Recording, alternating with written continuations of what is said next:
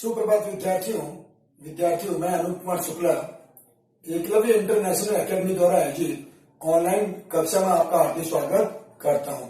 विद्यार्थियों, जैसा कि पिछले ऑनलाइन वीडियो में मैंने आपको जॉर्ज पंचम की नाक कृतिका भाग 2 अध्याय संख्या 2 जिसका नाम है जॉर्ज पंचम की नाक, जो कि कमलेश्वर द्वारा रचित है।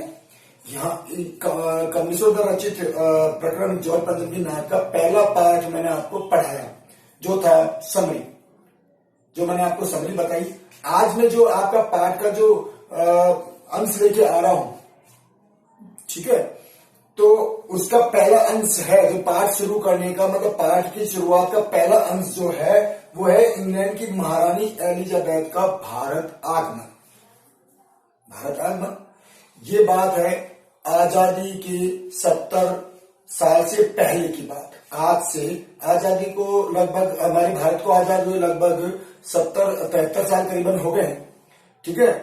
तो उस आजादी के उपरांत बाद में जो महारानी एलिजाबेथ द्वितीय जो भारत का आगमन करने वाली थी, उसके साथ साथ नेपाल और पाकिस्तान का दौरा करने वाली थी, वहां जो रानी एलिजाबेथ है उसकी व्यवस्था को लेकर के, अर्थात उसके स्वागत की तैयारी को लेकर के भारत में क्या क्या तैयारी हो रही थी, ये बात। जबकि देश जो रानी एलिजाबेथ द्वितीय है और जो शासक था उस समय जॉर्ज पंचम जो अधिकारी था, उसने हमारे भारतीयों पर अनेक अत्याचार किए, काफी अत्याचार किए और भारतीयों को मतलब मौत की घाट उतारा, ठीक है। तो वहां जो है इंग्लैंड की महारानी एलिजाबेथ सेकंड जो है उसका भारत आगमन हो रहा है। तो उसमें क्या है, वो अपने पति के साथ, रानी एलिजाबेथ जो अपने पति के साथ भारत आ रही थी, ठीक है।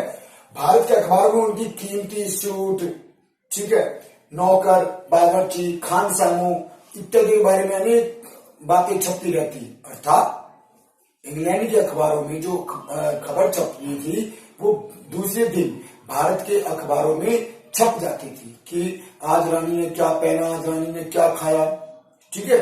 उसके बावर्ची ने कैसी तैयारी की, खान सामू बावर्ची ने कैसी तैयारी की, जो दर्जी है वो किस तरह के कपड़े सिल रहा है, ठीक है। तो ये इत्यादि जो है बातें जो है अखबारों में छपती थी।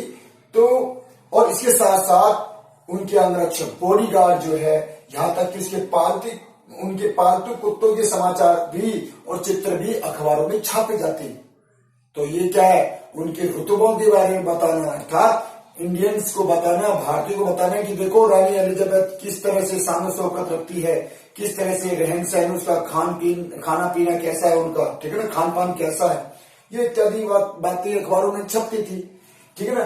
रानी के आगमन से सारे देश में सनसनी मची हुई थी कि रानी भारत आ रही है, अपने पति के साथ आ रही है, तो सारे देश में सनसनी मची हुई थी। रानी का दर्जी, ठीक है ना, मतलब दर्जी को सबसे ज्यादा परेशान मतलब किस तरह का कपड़ा पहनेगी, कौन सा कपड़ा पहनेगी, नीले कलर का सूट जो पहनेगी जो कम से कम काफी कीमती है, उसके बारे में बातें छपी हुई थी। सब कुछ जो रानी के बारे में पता था, भारतीय जो शासक है उनके अधिकारियों को जो पता था, उनकी व्यवस्था को लेकर के, अर्थात उसकी जो रहन सहन, शान शौकत को देख करके इंडियन भारत में भी इस तरह की तैयारी की जाए, ठीक है।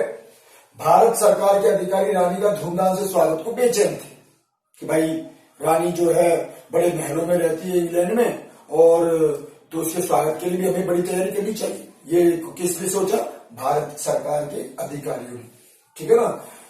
थोड़े समय में दिल्ली की कायापलट हो गई। अब क्या होना था, भारत की राजधानी दिल्ली थी और उस समय दिल्ली की कायापलट होने लगी, दिल्ली में सारा कुछ बदलने लगा। क्या क्या ऐसी क्या कौन सी तैयारी होने लगी, जो इमारतें हैं, जो भवनें हैं, पुरानी जो इमारतें हैं, उन पर रंग रोगन कर दिया गया, उनको चमकाया गया। सड़कें जो जर्जर हो चुकी थी उनको भरा गया, सड़कों को नया बनाया गया, ठीक है। और पूरी दिल्ली को नई नवेली दुल्हन की तरह सजाया गया। मतलब जो भी सड़कों के आसपास जो दीवारें थी, राजपथ है, ठीक है ना, और भी कई जो इंडिया गेट है, वहां से लेकर तो सारी दिल्ली में है एक तरह से कलरफुल बना दिया गया, दिल्ली को रंग रोगन कर दिया गया, धूल मिट्टी भी गायब कर दी गई सड़कों से, ठीक है। वहां की सड़कें और इमारतें नई नवेली दुल्हन की तरह से धज गई। अब बात आती है कि दिल्ली भी आ रही है रानी, तो इस तरह की व्यवस्था भी होनी चाहिए। तो इस तरह की व्यवस्था के लिए अधिकारी ने कोई कसर नहीं छोड़ी, ठीक है। लेकिन ये बात ध्यान रखने वाली बात है कि रानी तो आ रही है, उसके स्वागत के लिए दुनिया भर की तैयारी, क्योंकि जो राजनयिक अधिकारी जो होते हैं, जो बड़े बड़े राजदूत होते हैं, मतलब इंडिया के जो राजदूत इंग्लैंड में भी है और इंग्लैंड के राजदूत इंडिया में भी है उस समय, तो उस समय भारत जो आजाद हुआ था और भारत के शासक जो है शासन, भारत का शासन भी अच्छा चलने लगा। और लेकिन जब रानी आ रही है तो उस तरह की व्यवस्था भी हो, हालांकि भले कितनी दुश्मनी हो, लेकिन ये बात जरूर बताऊंगा मैं आपको, क्योंकि इस तरह नहीं करना चाहिए था।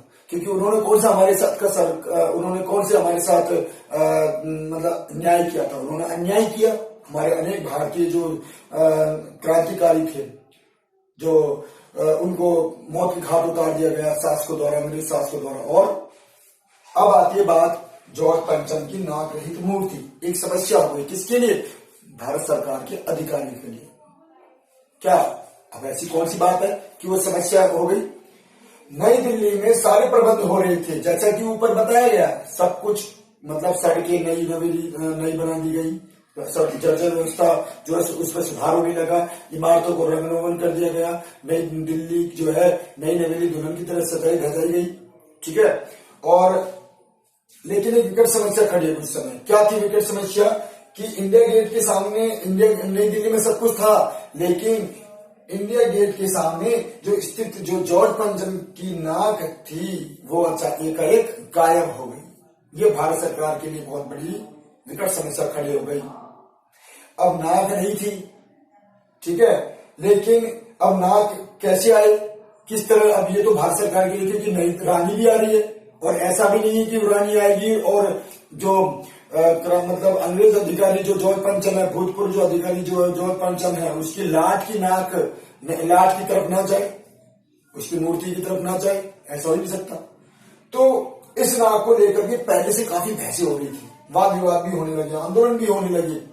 क्या था कि जो सरकार थी, पक्ष की जो सरकार थी उस समय, जो भारत सरकार थी, और उसके विपक्ष की जो मतलब जो बैठे थे, विपक्ष के जो नेता बैठे थे, और अब भारत के अनेक जो क्रांतिकार उस समय जो अनेक जो भारतीय भावना, मतलब भारत के प्रति अपनी एक अच्छी भावना रखने वाले, इस भारत देश के प्रति, अपनी मातृभूमि के प्रति सुंदर भावना रखने वाले, अच्छी भावना रखने वाले जो लोग थे, उन्होंने क्या है, उनको अच्छा नहीं लगा कि अंग्रेज अधिकारियों की लाट जो मूर्तियां जो हमारे भारत में रहे।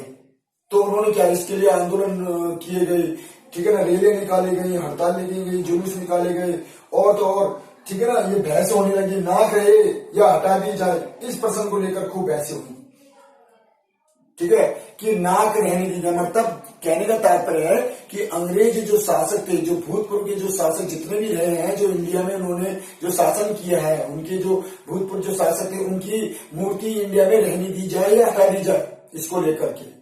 और वाकई में ऐसा हुआ भी। इस आंदोलन को इतनी उग्र रूप ले लिया इस आंदोलन ने कि कई लाटों की नाक जो है गायब कर दी गई, लाट मतलब कई मूर्तियों को तोड़ दिया गया, ठीक है।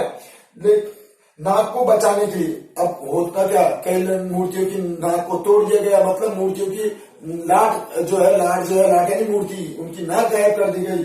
कि हमारे भारत में जिन्होंने अंग्रेजों ने क्रूर शासन किया, अत्याचार किए, मतलब और जो मतलब मजबूर मतलब इतना मजबूर किया गया लोगों को, मतलब जो मतलब कहने का तात्पर्य है कि जो निर्दोष लोग हैं उनकी हत्या कर दी गई।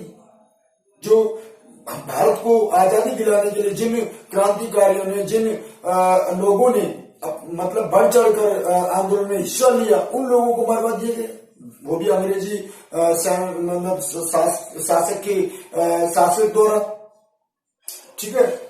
तो नाक को बचाने के लिए हथियारबंद पहरेदार नियुक्त किए गए। अब हथियारबंद पहरेदार मतलब भारत सरकार थी उस समय, तो हथियारबंद पहरेदार की मतलब अब जितना नाक टूट गई है, जितनी मूर्तियों को नुकसान हो चुका है वो हो गया। अब बाकी बची कुछ जो मूर्तियां उनको बचाने के लिए पहरेदार नियुक्त कर दिए गए, हथियारबंद। भारत में जगह जगह ऐसी मूर्तियां लगी थी जिनको लोगों ने नाक विहीन कर दिया, जैसा कि मैंने अभी बताया कि उनको तोड़ दिया, छिन्न कर दिया, ठीक है। उन मूर्तियों को संग्रहालय में पहुंचा दिया गया। मतलब जो बची कुछ जो मूर्तियां थी और जो उनकी नाक गायब कर दी गई थी, उन मूर्तियों को संग्रहालय मतलब म्यूजियम में पहुंचा दिया गया। म्यूजियम में पहुंचा दिया गया। जॉर्ज पंचम की मूर्ति की नाक भी एक दिन गायब हो गई। तो मतलब इंडिया गेट के सामने जो जॉर्ज पंचम की नाक की जो लाट जो थी मूर्ति थी, उस मूर्ति की जो नाक थी वो अचानक से गायब कर दी गई। इतनी पहरेदारी होने के बावजूद भी, मतलब हथियारबंद पहरेदार होने के बावजूद भी अचानक से गायब हो गई। ये बड़ा सवाल खड़ा हो गया। जॉर्ज पंचम की मूर्ति की नाक भी एक दिन गायब हो गई। इंग्लैंड की महारानी पधारे और इंग्लैंड के राजा की नकली मूर्ति खड़ी रही। मतलब बिना नाक की मूर्ति खड़ी रही। यह नागवार सूझा। मतलब ये अच्छा नहीं लगा इंडिया सरकार को, भारत सरकार, उस समय जो तत्कालीन सरकार जो थी, उस समय की सरकार को अच्छा नहीं लगा, उनके अधिकारियों को अच्छा नहीं लगा, जो बड़े बड़े अधिकारी थे, उच्च अधिकारी थे, उनको अच्छा नहीं लगा, क्योंकि उनकी नाक का सवाल समझ रहे थे। वे लोग जो थे, जो शासक थे, जो हमारे भारत में जो भारत सरकार जो थी उस समय, मतलब स्वतंत्रता के पश्चात, स्वतंत्रता मिलने के पश्चात, हमारा भारत जब आजाद हुआ उसके बाद जब हमारी जो सरकार बनी, उन्होंने अपनी नाक का सवाल समझा कि मतलब जॉर्ज पंचम की नाक, लाट की नाक जो गायब हो गई है, उसकी नाक मतलब नाक जो इस बड़े परेशानी जो कारण बन गया था वो क्या है कि जो तत्कालीन जो सरकार थी उन्होंने मतलब जॉर्ज पंचम की नाक का गायब होना अपनी नाक कटने के समान समझा। कि मतलब अपनी उनकी भारत सरकार की जो अधिकारी जो थे उस समय, जो सरकार के जो बड़े बड़े अधिकारी, जो मंत्री वगैरह जो थे, उन्होंने अपनी नाक का सवाल समझ लिया कि मतलब ये तो हमारी नाक कटने वाली बात हो गई कि जॉर्ज पंचम की लाट की नाक गायब हो गई, अब क्या किया जाए। ठीक है ना।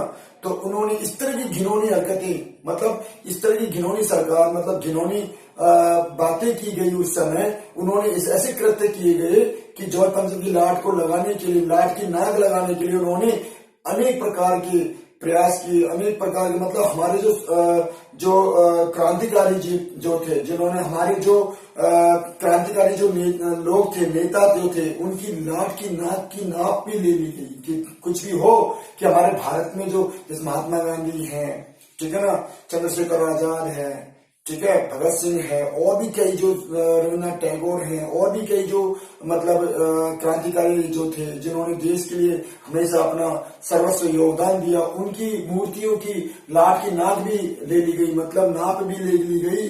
ठीक है ना, कि कैसे करके जॉर्ज पंचम की मूर्ति की जो नाक है वो लग जाए। तो मतलब इस तरह की घिनौनी हरकतें जो भारत सरकार उस समय जो हमारी सरकार के जो बड़े उच्च अधिकारी थे, उन्होंने इस तरह की घटना को अंजाम दिया। ठीक है, आगे और बताऊंगा, आज के लिए इतना ही। ठीक है, आज मैंने 2 पार्ट बता दिए। इंग्लैंड की महारानी एलिजाबेथ का भारत आगमन बता दिया, उसके बाद आता है जॉर्ज पंचम की नाक रहित मूर्ति एक समस्या, ये बताया। आगे में तीसरे और चौथे मतलब जो प्रकरण, उप प्रकरण के साथ, ठीक है, घटना के साथ मैं आपके सामने हाजिर होऊंगा। आज के लिए इतना ही, धन्यवाद।